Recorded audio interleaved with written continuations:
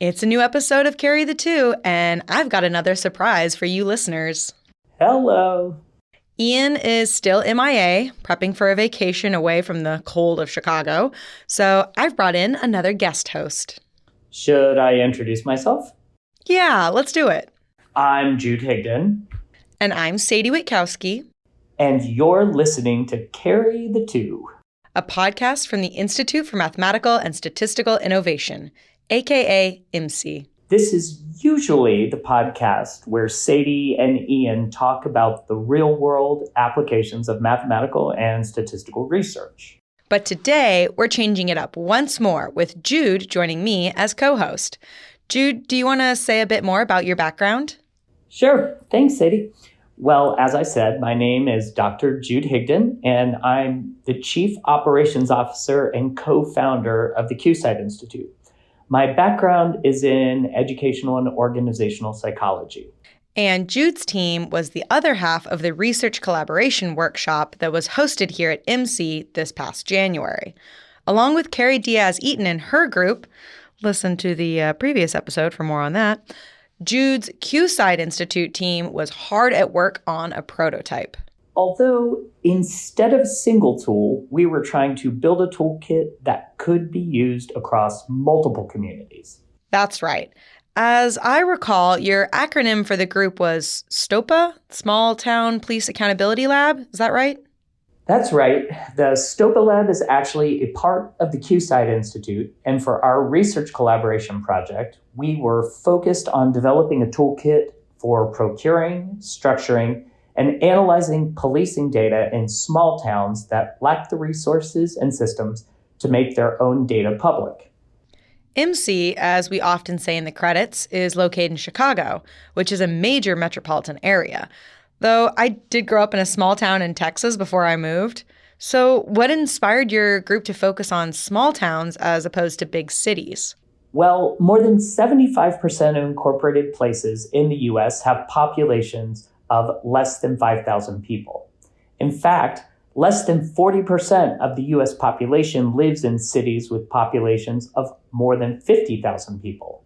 So small-town policing affects a massive number of people who may not have the resources or know how to get started with analyzing data from their police departments. That's quite a big challenge to be taking on. Actually, I think the best way to start this conversation is to hear from the rest of the team who worked on SToPA, starting with Lily. Right. Liliana Gordon is an incoming Harvard undergraduate student who I interviewed in the first couple of weeks on this project. I think for me, one of the things, especially as a queer Black young woman, that is so important is enabling others to have opportunity and potential. And so I think with this particular project, it is about building capacity and opportunity for those in need through data transparency. I think that's the way that I would phrase it, because a lot of folks don't have the opportunity to be a part of these types of things, don't have the opportunity to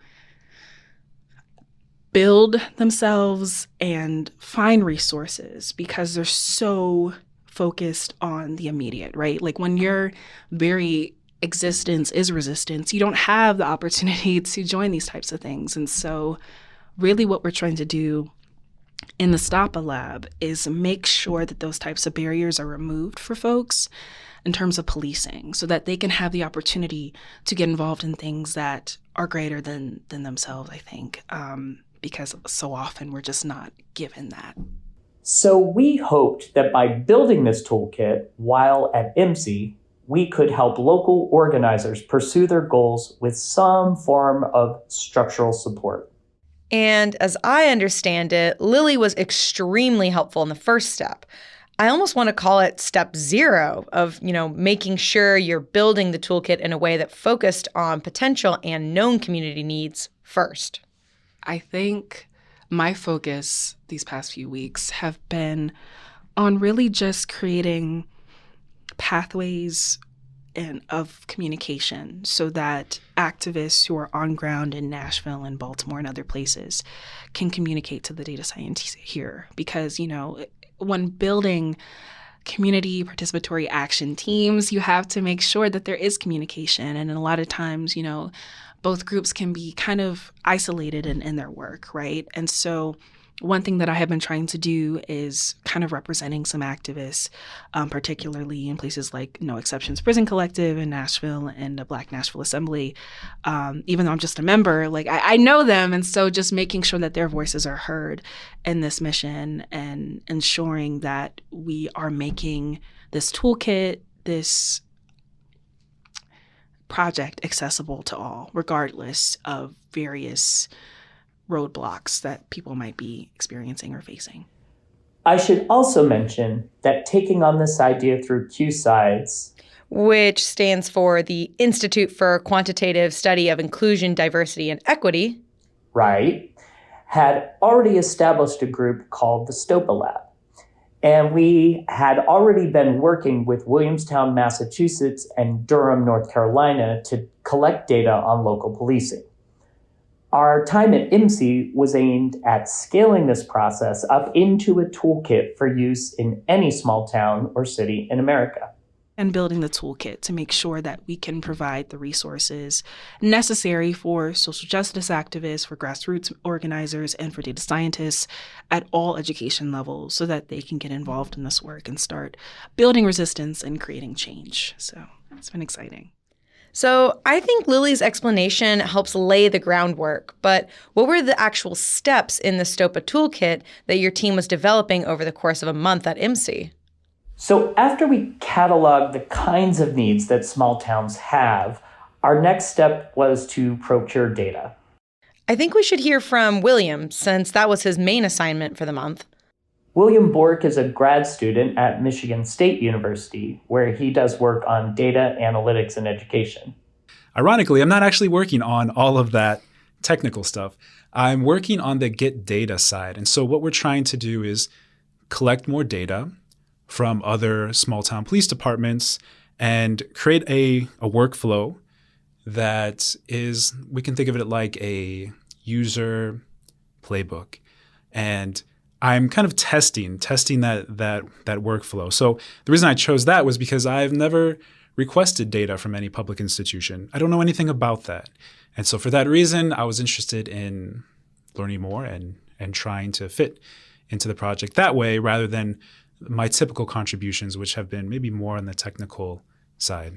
Oh, yeah. I totally didn't even think of that. It's kind of like being a journalist making FOIA requests. That's Freedom of Information Act requests. Yes, it is similar in that different districts and cities have different processes for requesting their data and expectations about how soon you should receive a reply. A challenge for me is that because I am going through data collecting, is that there is lag time between me requesting data and actually getting it. So even just the process of collecting the data that you want to work with can be quite time-consuming. Yeah, that makes sense. I mean, I thought it was slow going running sleep studies in my PhD program, but I didn't have to wait to hear back from governmental officials. So what was the next step after collecting data? Well, that's only half of the data that you need to collect. Wait, what's the second half? You need something to compare the police records against.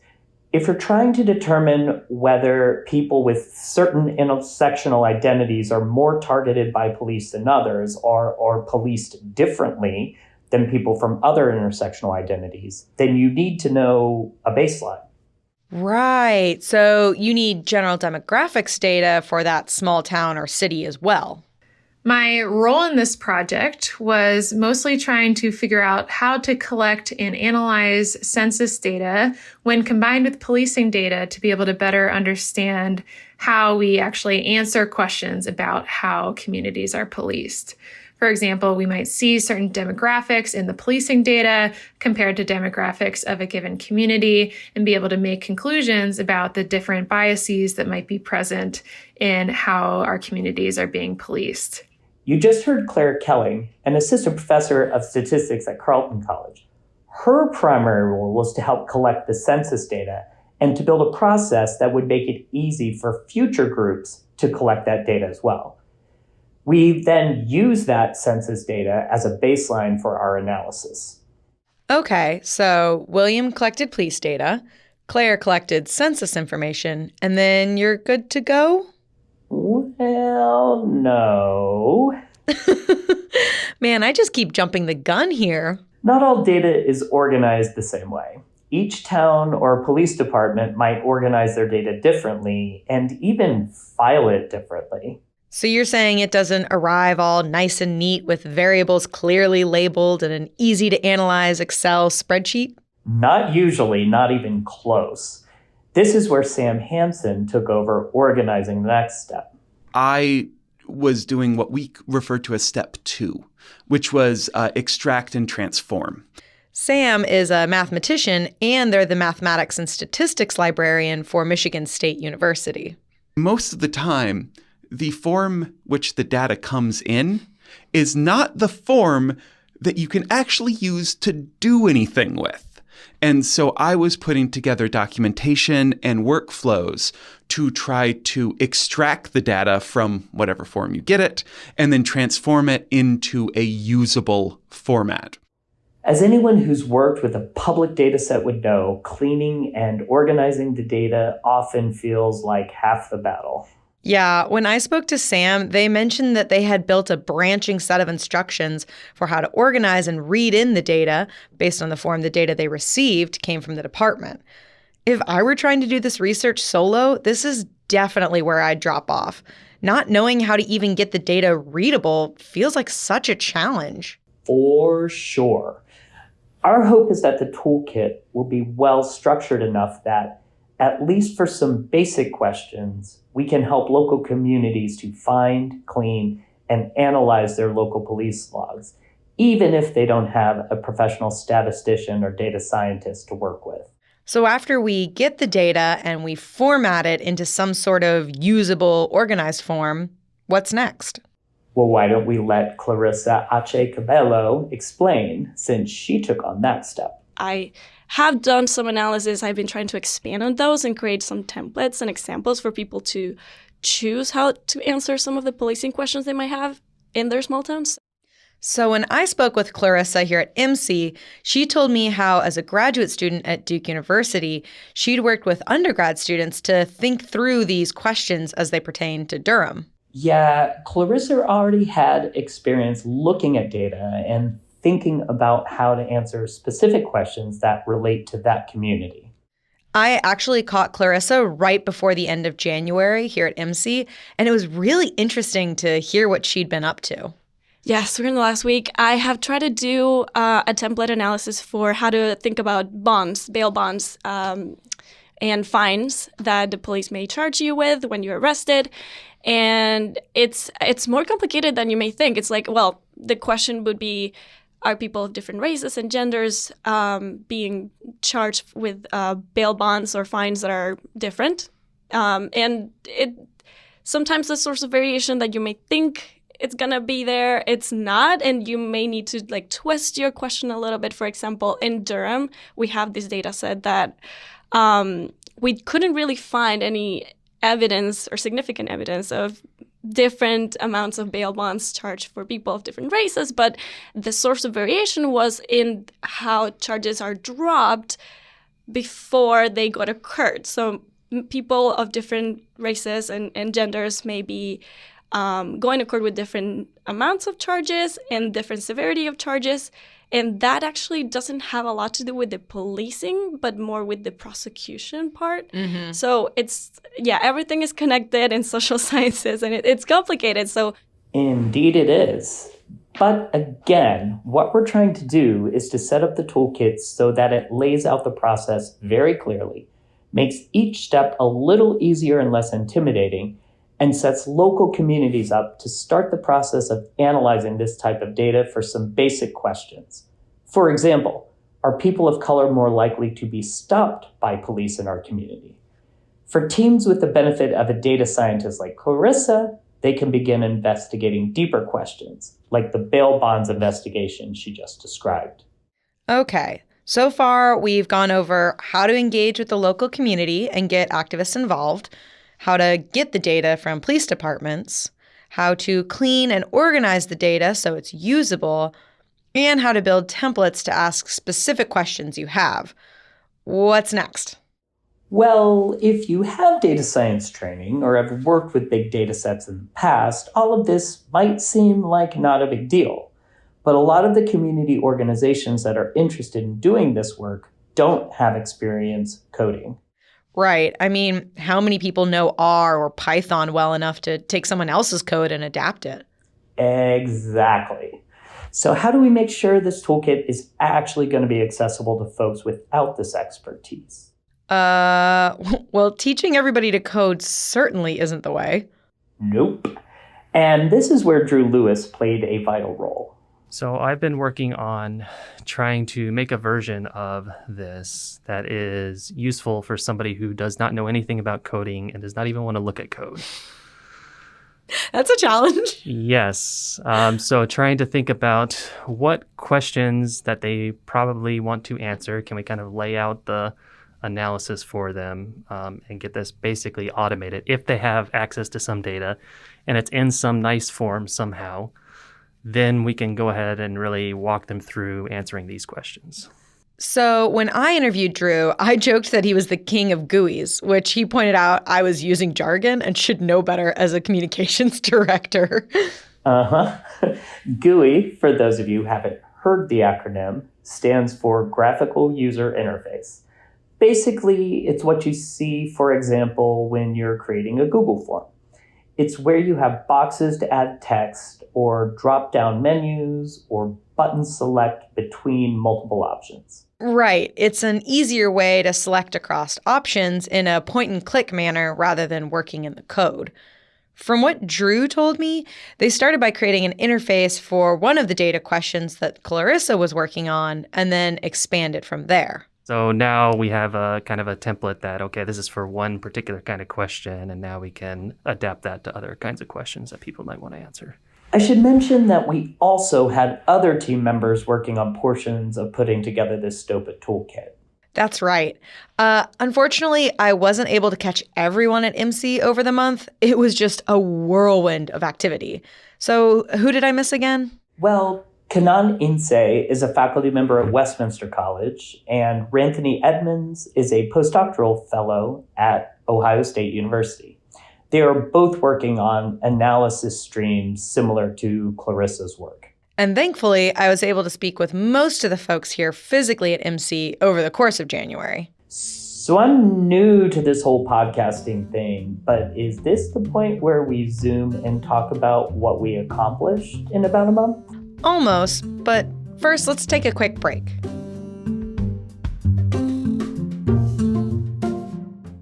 If you're enjoying learning about the important research shared on our show, there's another University of Chicago Podcast Network show that you should check out. It's called Why This Universe. Why This Universe breaks down the biggest ideas in physics. Join theoretical physicist Dan Huber and soon-to-be physicist Shalma Wegsman as they answer your questions about dark matter, black holes, quantum mechanics, and more on Why This Universe, part of the award-winning University of Chicago Podcast Network.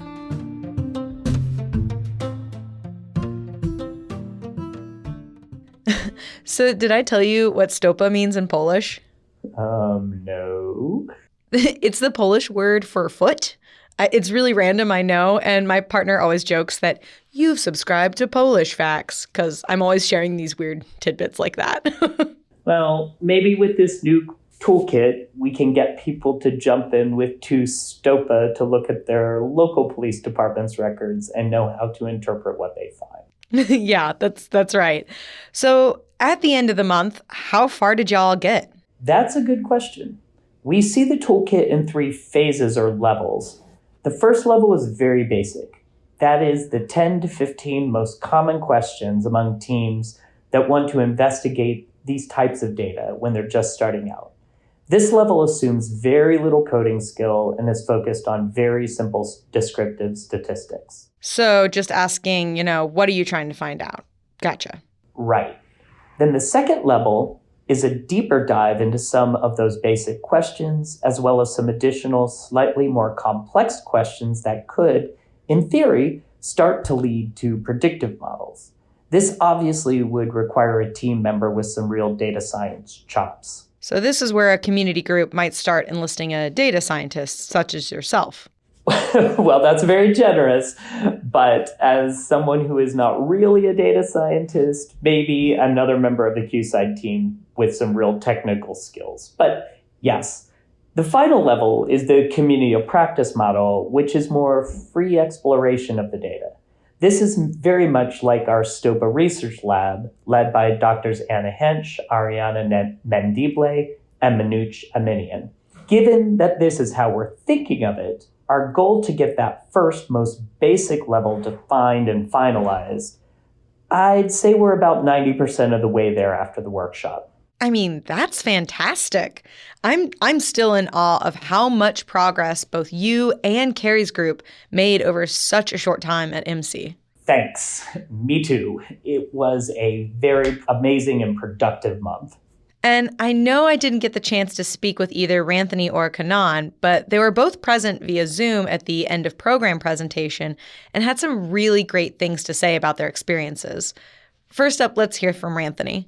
I think that in my day-to-day, like this obsession with details and the fine-tuned parts of the process are sort of what dominates. And so in these spaces, even if I come ready to center, like that default came back. And it was just really nice to sort of be reminded of how the headspace of myself personally as a data scientist, like in these spaces, like needs to constantly, adjust based on sort of what I'm used to centering, which is the numbers themselves, and so it was just a really nice learning experience to be around others who really care about this work and are wanting to use this to make communities better and to empower them. Kanan also spoke highly of the community that came together to build the SToPA toolkit and how such community is so necessary for these kinds of activities in the first place. I've really appreciated learning how much of a critical mass of math and data people there are who are interested in doing work that does not center themselves. I think that especially when doing like data work, I feel like as someone who's not trained in that field, I think that it's easy to lose sight of the people and focus on the mathematics. And I think that continually reorienting ourselves toward community is a beautiful thing. So now that you have a prototype of this toolkit worked out, what's next? Well, you know how this research is, it's never really finished. Yes, we have a version done, but it will absolutely need refining and adjusting based on the needs of the community organizers that start using it. Do you currently have any specific small towns that you're working with on this prototype?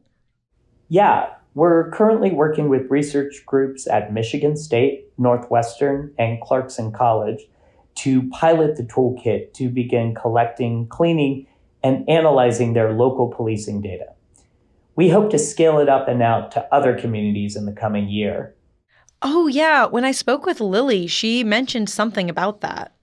And the thing about it is that it is a very, cyclical process where you have to, continue to have these types of conversations about, what is needed in the community and how to capture those needs. Because, yes, it's important to have folks at the table who have these lived experiences. But then again, you can't have just a few people who have every lived experience possible in a community. And so really, it's just about making sure that we start the conversation and create a resource so that people can begin to find certain, directions that can lead to that cyclical process and not make it so hard to find folks in their area who might have that expertise. Because, for a lot of grassroots organizations, yes, they might know like data science collectives and stuff at the universities. But then again, a lot of those universities might have histories of displacing folks in their community. And so it's like, do I really want to trust them, right? And so it's just making sure that we create trust and accountability and communication so that people can get the work done. Yeah, so it's still an iterative process that I'll continue working on well past leaving IMSI. Our SToPA research lab, which you can join by visiting our website, www.QSIDEinstitute.org, meets twice a month and is continuing the work. And of course, to get folks actually using your toolkit means you'll need to advertise it in some way and build those connections with those organizations or people. Yeah, I know that was an aspect that Sam was particularly interested in as well. But how are we going to get it out there so that people know it's there? How can we figure out if people have used it? How are we going to get it out into the different types of communities that it's aimed towards?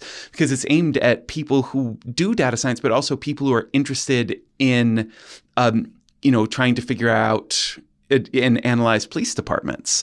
And so trying to determine, maybe we should write up a methods paper around this so that some of the more scholarly community will see it, because that's what, people in the academy, that is where they get their new information. But that's not going to hit any of the community organizers at all. And so how do we make those connections?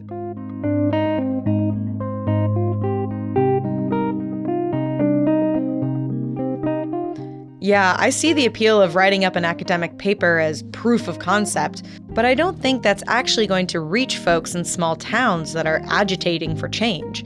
This feels like it needs an approach of doing both the classic academic route and the actual outreach. Indeed it does, and as you suggest, the ultimate point is to help small towns and communities to use the toolkit better to understand how their community is being policed and to address any inequities that the data show. So once we have a level 1 of the toolkit in a semi-polished form, and we're very close, we'll be able to reach out to some community organizations that we have relationships with to pilot and make revisions. And we can also leverage the QSIDE network of nearly 900 affiliates to announce the tool and encourage folks to use it. So I have to ask, we've heard from the rest of the team about their roles and what they learned through the process of putting together this toolkit. Do you feel like you learned anything new or came away with something new from this experience? I always learn so much from working with data scientists on social justice projects. One thing that they always keep me true to is to do our best to be humble about what statistics, particularly descriptive statistics, are actually telling us. When the data show us an overrepresentation of policing of Black and Brown individuals and communities, that provides us with important information, but also needs to lead us to deeper investigation to really understand the root cause and, hopefully, rectify it so that community safety is experienced equitably and justly by all people in the community. I think what stuck out to me is how much can be accomplished when you bring together such a diverse team of motivated people and actually provide the resources for them to help achieve their aims. Academic research can move so slow and feel so insular, but it doesn't have to be. And we can be doing a better job of bringing in disparate voices from the start. Community-based participatory action research requires bringing in not just researchers from different fields, but people from the community as well. Definitely. I actually think we should leave these last words with Lily, since she spoke really passionately about being inclusive and integrating different voices outside the standard PhD program research. I really hope that institutions like UChicago, like IMSI, them can make this space more accessible to folks like me, because I'm not, a statistical anomaly. Like, there are a lot of people who are my age and younger who want to get involved in this work and can't find those avenues because it is so hard to get the funding and to get the support to literally be gone for a month and to live in a big city like Chicago, right? And so I just hope that different institutions, different companies, organizations make this more accessible to folks with needs. Because we're here, we want to do the work, and we don't need as much convincing as I think sometimes people need. We just need, the support to get here. Don't forget to check out our show notes in the podcast description for more on IMSI's research collaboration workshops and how to submit your own proposal. And, of course, there will also be additional resources in the show notes for data science projects like this. And if you like the show, you can give us a review on Apple Podcast or Spotify or wherever you listen. By rating and reviewing the show, you really help us spread the word about Carry the Two so that other listeners can discover us. And for more on the math research being shared at IMSI, be sure to check us out online at our homepage, imsi.institute. We're also on Twitter at IMSI_Institute, as well as Instagram at IMSI.Institute. And that's IMSI spelled IMSI. And do you have a burning math question? Maybe you have an idea for a story on how mathematics and statistics connect with the world around us. Send IMSI an email with your idea. You can send your feedback, ideas, and more to sadiewit@imsi.institute. That's SADIEWIT@imsi.institute. We'd also like to thank our audio engineer, Tyler Damme, for his production on the show. And music is from Blue Dot Sessions. Lastly, Carry the Two is made possible by the Institute for Mathematical and Statistical Innovation, located on the gorgeous campus of the University of Chicago. We are supported by the National Science Foundation and the University of Chicago. Oh, and happy Pi Day out there to all our listeners.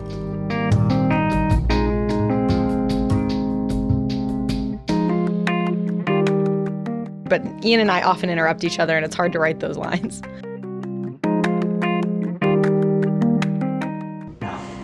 Take 3. Groovy. Take 4.